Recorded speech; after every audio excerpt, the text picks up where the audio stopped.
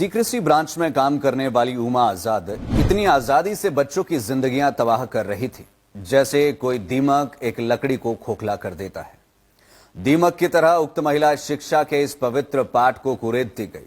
तभी एक अभिलाष अपने सपनों की अभिलाषा लेकर उनके संपर्क में आया, मगर अभिलाष की अभिलाषा के आगे उसका ईमान नहीं डगमगाया और पेपर ऑफर होने के बाद भी उसने वो कर दिखाया जो शायद एक फिल्मी हीरो भी ना कर पाए।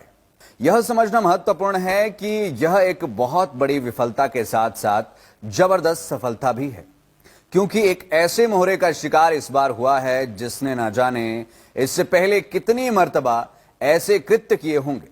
यह सफलता है कि पेपर होने से पहले ही लीक करने वाले कसूरवारों को पकड़ लिया गया। इस सफलता का श्रेय जहां अभिलाष को जाता है तो वहीं नई नवेली सरकार और हमारी इन्वेस्टिगेशन एजेंसियां, विजिलेंस इत्यादि भी इसके पूरे हकदार है।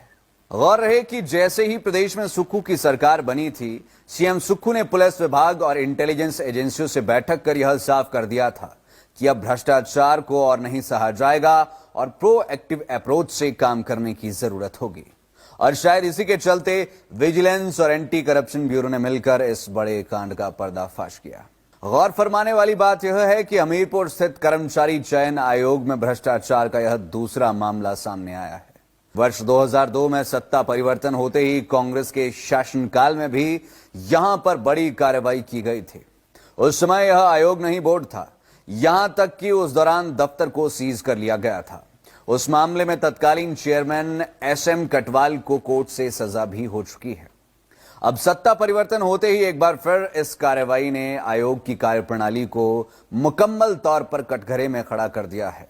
जिस तरीके से सीक्रेसी ब्रांच में मौजूद महिला सिस्टम को चला रही है या चला रही थी, तो ऐसे में क्या आयोग के किसी उच्च अधिकारी या इसके चेयरमैन के अलावा किसी अन्य सदस्य को कोई जानकारी नहीं थी? यह बड़ा सवाल है।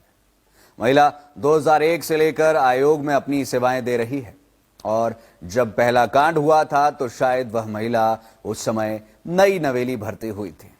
पिछले 3 सालों से महिला सीक्रेसी ब्रांच में काम कर रही थी और ध्यान देने वाली बात यह है कि सीक्रेसी ब्रांच आयोग की ऐसी शाखा है जहां पर आयोग के सबसे विश्वसनीय लोगों को जगह दी जाती है।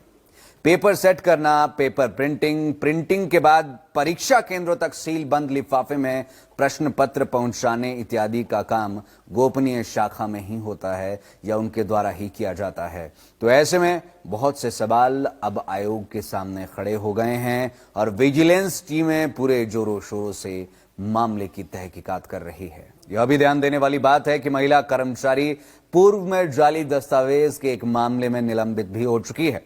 बाद में उसे सरकार से क्लीन चिट भी मिली थी। चयन आयोग की सिफारिश पर सरकार ने महिला कर्मचारी की 3 पदोन्नतियां रोकने के आदेश भी जारी किए थे। बताया जा रहा है कि आरोपी का बड़ा बेटा कर्मचारी चयन आयोग के माध्यम से वर्ष 2021 में प्रदेश के एक सरकारी विभाग में तृतीय श्रेणी के पद के लिए भर्ती परीक्षा में उत्तीर्ण कर चुका है या हो चुका था। खैर, अभी तक इस पूरे मामले में 6 लोगों की गिरफ्तारियां हो चुकी है, जिसमें उमा आजाद, उनका एक बेटा, दलाल और 3 अन्यों को पकड़ा गया है। बताया जा रहा है कि प्रदेश में कई लोगों को इस लीक पेपर को बांटा गया है और बहुत से लोग अब सलाखों के पीछे भी पहुंचने वाले हैं। अब उस हीरो के बारे में थोड़ी सी बात कर लेते हैं जिसने इस पूरे कांड का पर्दाफाश किया। नाम है अभिलाष। इन्हें भी औरों की तरह पेपर खरीदने की ऑफर आई। 2.5 लाख का प्रस्ताव रखा गया, मगर अभिलाष ने सब कुछ भूलकर क्या कदम उठाया, आइए जानते हैं उन्हीं की जुबानी। उस लेडी का जब क्वेश्चन पेपर के लिए ऑफर आया तो मेरे दिमाग में एक ही बात चल रही थी, दुनिया कितनी हरामी होती है पैसों के लिए, कितने नीचे गिर जाती है। लाखों मेहनती एक्सपीरियंस का सोच सोच कर मेरी आंखों से आंसू निकल गए थे। मेरे पिताजी ने भी यही कहा कि अगर आज ये लेडी एक्सपोज नहीं हुई तो जैसे तू हर बार 1-2 नंबर से रह जाता है ना, वैसे ही कई सालों तक हजारों मेहनती बच्चे लटकते रहेंगे। मैंने फिर एक मन बनाया कि भले ही खुद जेल जाना पड़े, पर इसको तो आज एक्सपोज करके ही रहूंगा। ये कोई कांड नहीं था, ये धोखा था हजारों लाखों युवाओं के साथ। ये कोई पेपर लीक नहीं था, ये धोखा था शिक्षा के साथ।